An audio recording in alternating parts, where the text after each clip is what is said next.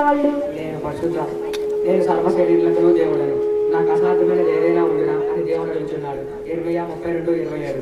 దేవుడు అనాశక్తిమంతుడు, అనంతశక్తిమంతుడు కనుక నేల కనబడిన ఆకాశ మండలమును ఇంత పెద్ద భూలోక మండలమును కలుగు చేసిన వాడు నరుడుగా నవతరింపలేడా? ఆయన సర్వశక్తి గలవాడే గాని మనుషుడు కాకుండా కాలేడు అని అన్నయ్యలా ఆయన శక్తి లేని వాడని అన్నట్లే. నాకు అర్థం కావట్లేదు. దేవుడు ఆద్యంత రహితుడు, నరుడు ఆద్యంతులు గలవాడు. దేవుడు చేసిన ఏ కార్యం మనకి పూర్తిగా అర్థమవుతున్నది?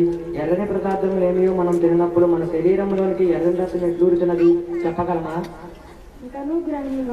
నీవు గ్రహింపలేకపోతున్నావు, నేను వివరింపలేకపోతున్నాను. ఇందువలన మన జ్ఞానము గల ఆసక్తి బయలుపడుతున్నది, దేవుడి శక్తి కనబడుతున్నది. నేను సమస్తము ఎరిగిన ఎడల నేను దేవుడను, దేవుడి కన్నా ఎక్కువైన వాడను. కొద్దిగా బోధపడినది కానీ దేవుడు మానవ శరీర యంత్రమును 2 శక్తులుగా అమర్చి ఉన్నాడు. జ్ఞానశక్తి, విశ్వాస శక్తి. ఒకటి చేయలేని పని మరి ఒకటి చేయను. దేవుడు నరుడైన సంగతి జ్ఞానము గ్రహించినప్పుడు విశ్వాసము గ్రహించును. నమ్ముటని వలననే దేవుని సర్వకార్య మర్మములను గ్రహించి ఆయనను స్థుతింపగలము. నమ్ముటని వలన కావాల్సిన నమ్మవారికి సమస్తము సాధ్యమైన క్రీస్తు ప్రభు చెప్పిన మాకు ఇదేనా అర్థము? అవును, లోకముల పాపం ప్రవేశించిన తర్వాతనే గ్రహింపలేకపోవటయు నమ్మలేకపోవటయు సంభవించినవి. సర్వశరీరదారులకు మహాపవిత్రమైన దేవుని మనసు నొప్పింది.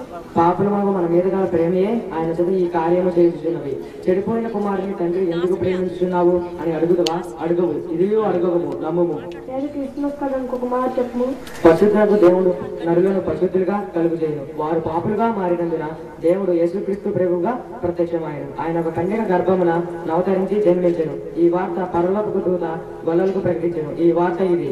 అట్లు తర్వాత భయపడుకుడి, ఇదిగో ప్రజలందరికీ మహా సంతోషకరమైన సువార్తమానము నేను మీకు చెప్పుతున్నాను.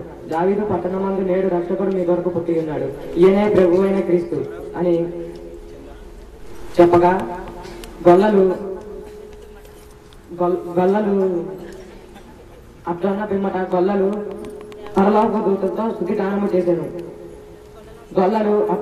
గొల్లలు శిశువును దర్శించి అందరికీ ప్రకటించాను.